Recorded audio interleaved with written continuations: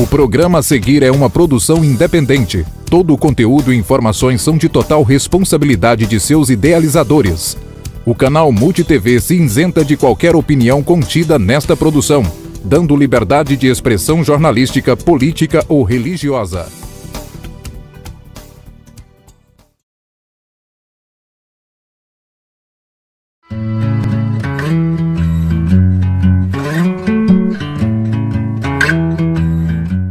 Oi, gente, tudo bem? Nós hoje vamos conversar sobre um assunto que ele é muito recorrente nos consultórios. Não existe uma mulher que tenha esse sintoma, essa infecção, que não procure seu ginecologista. A gente vai falar sobre a candidíase vaginal. Quem tem sabe do que eu estou falando e sabe que não é insuportável, né? Tem que correr para o ginecologista. Né? E o que é a candidíase vaginal? A candidíase vaginal ela é uma infecção vaginal causada por um fungo. E esse fungo, na maioria das vezes, é a Candida albicans. Né? Existem outras cândidas, a glabrata, né, SP, mas em 90% dos casos é a Candida albicans que causa todos esses sintomas que incomodam as mulheres. Né? E a cândida, ela vive no nosso organismo. A gente fala que ela é um fungo, ela é saprófita, né? Saprófita é porque ele vive com a gente, normalmente, só que em equilíbrio com outras bactérias, com outros parasitas.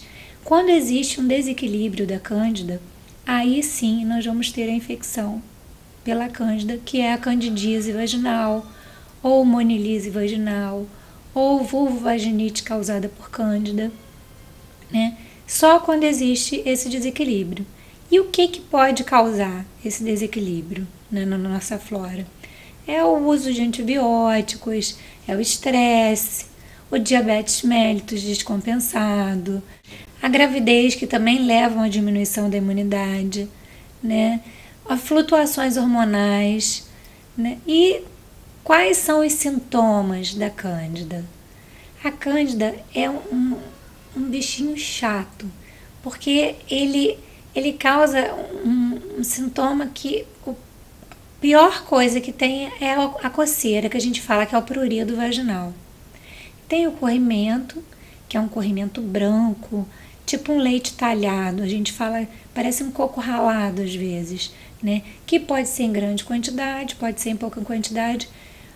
Até pode não aparecer o corrimento. Tem algumas mulheres que não relatam o corrimento e a gente colhe o preventivo e tem a cândida ali. Mas quando a paciente não tem corrimento e não tem sintoma, a gente também não precisa fazer tratamento, né?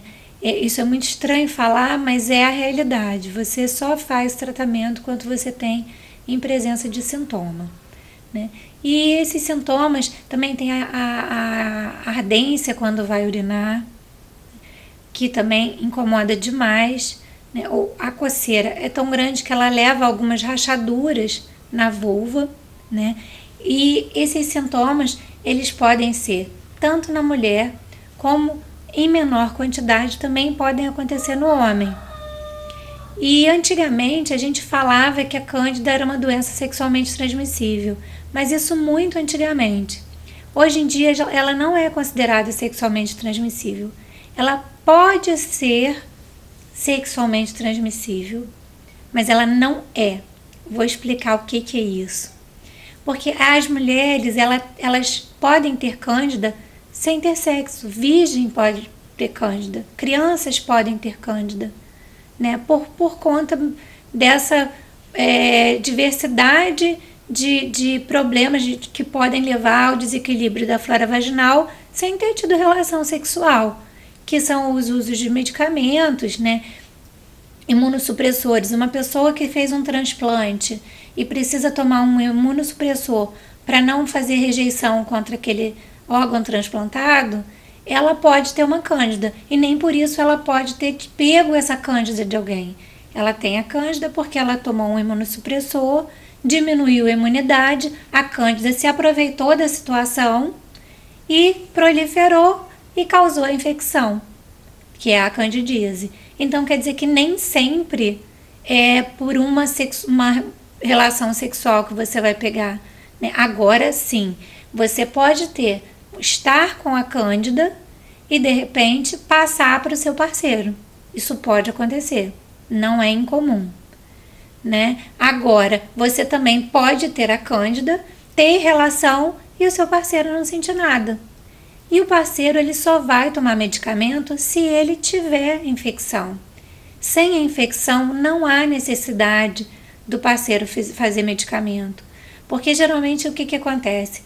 Você pega o resultado do exame, do preventivo, e ali a monilíase ou candidíase, infecção por candidíase, e aí a paciente vira e fala assim: poxa, meu parceiro, meu marido, meu namorado não vai tomar nada?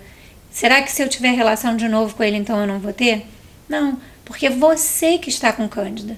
Você já me falou que ele não está sentindo nada. Então, ele não é o caso dele tomar o medicamento. Agora, há casos em que o parceiro ele tem diabetes, né? Ele é um diabético e ele pode ter diabetes descompensada e ele ser um reservatório de cândida. Aí sim, aí ele tem que entrar em tratamento também. E se ele não compensar essa diabetes, ele vai ficar com essa cândida recorrente tanto nele, e se você tiver com a imunidade baixa, você vai retornar a ter a cândida também.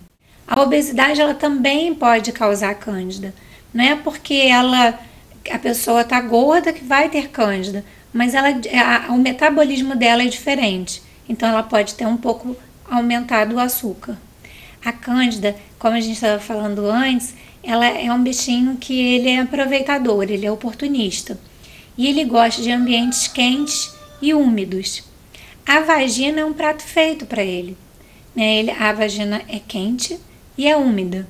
E a vagina, em caso de mulheres diabéticas, ela ainda por cima é docinha. É quente, úmida e docinha. Então, aí que a cândida adora. E aí que ela prolifera muito mais, né? Então, o que a gente pode fazer para tentar diminuir, né? Tentar evitar ter a cândida de repetição, né? Primeiro, esse uso de calcinhas de lycra, né? As calcinhas de lycra, elas esquentam muito mais. Eu falo que existem calcinhas para você usar no dia a dia, existem calcinhas para você tirar. Calcinha para usar no dia a dia, calcinha para você sair, para trabalhar, para, né, você usar normalmente. Calcinha de renda, de lycra, com laços, com não sei o quê, é para a hora que você vai fazer coisinha. É para a hora que você vai ter relação. Você não precisa ir trabalhar com esse tipo de calcinha. Com calcinhas de lycra que esquentam demais. Essas calcinhas de lycra, elas esquentam e elas vão propiciar um ambiente melhor para a reprodução da cândida. Então, calcinha de lycra, não. De preferência, usar calcinhas brancas. Por quê? A calcinha branca ela não tem corante. Então, ela não tem aquela... Você não pode falar, eu tô com uma alergia, que algumas pessoas têm alergia à tintura, né? A tinta que dá a cor ao tecido. Então, de preferência, uma calcinha de algodão, uma calcinha branca. Uma outra situação que acontece muito é o verão, porque no verão a gente tá piscina, praia e é biquíni úmido o dia inteiro. E esses biquínis úmidos o dia inteiro, a cândida também ama. Por quê? Úmido, além de quente, tá lá no sol quente, com aquela calcinha molhada, a vagina já é úmida, pronto. Mais uma coisa que é para proliferar. Outra coisa, gente, a higiene.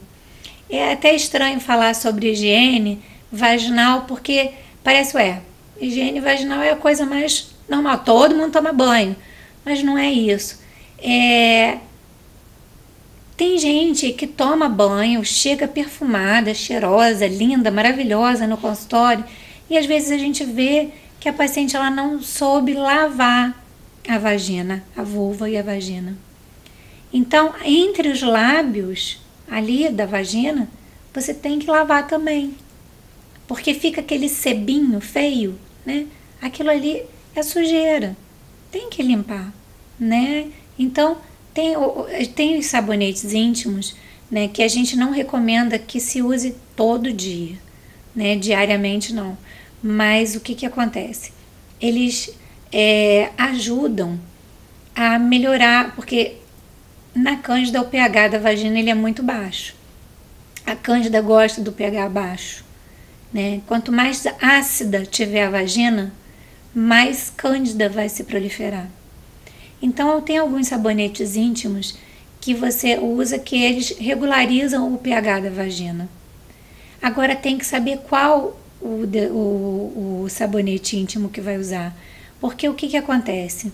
Tem muita gente que chega e compra. Eu comprei um sabonete íntimo que é ótimo, que eu comprei, que minha amiga comprou, que minha vizinha usa. E isso não é o legal. Por quê?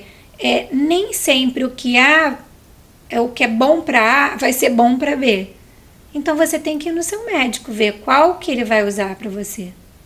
Entendeu? Porque o pH da vagina, ácido, tem outra coisa também. A pessoa vira e fala assim: eu vou fazer um banho de assento com vinagre.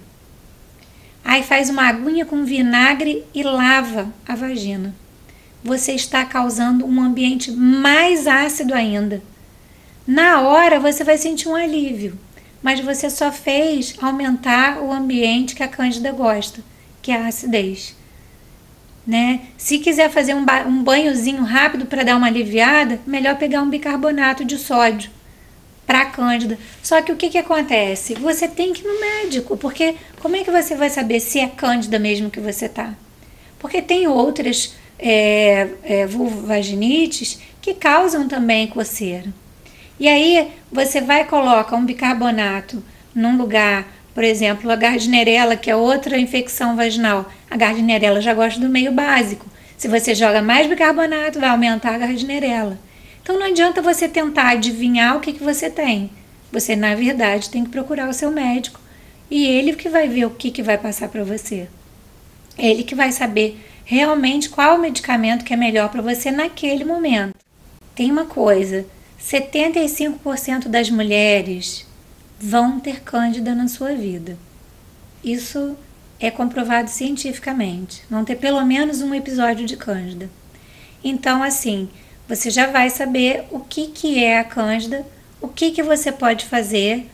Em primeiro lugar, seria procurar o médico, né? Mas assim, você já vai ter mais ou menos noção dos sintomas e o que você pode ter, tá? Eu vou mostrar mais ou menos aqui como que fica, né, a situação, né? Ó.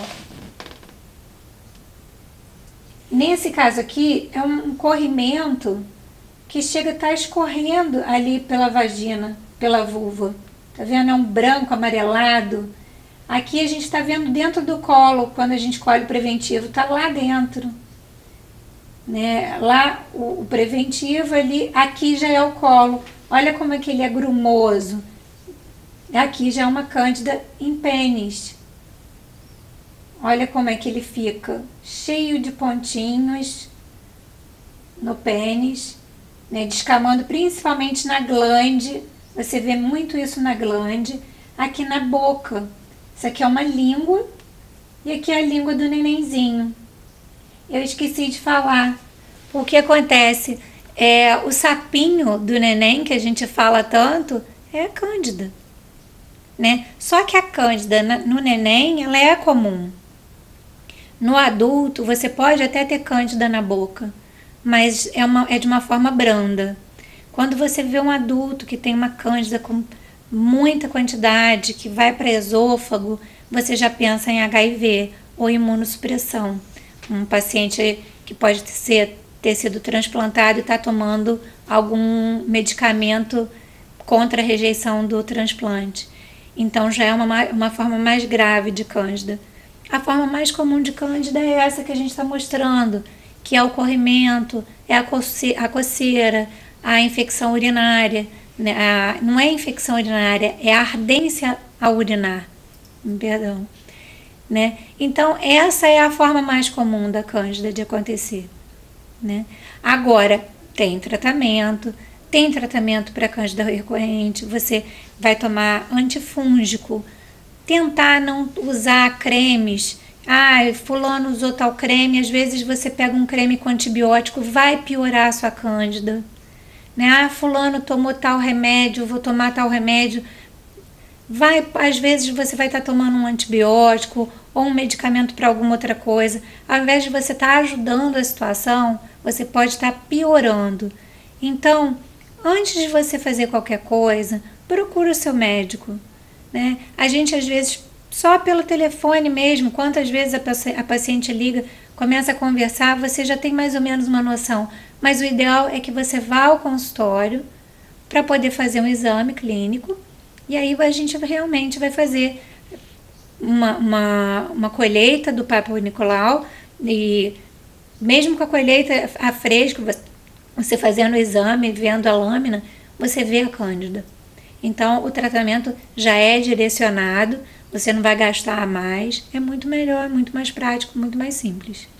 Tá bom? Nós vamos dar um intervalo e vamos voltar com outro assunto legal também.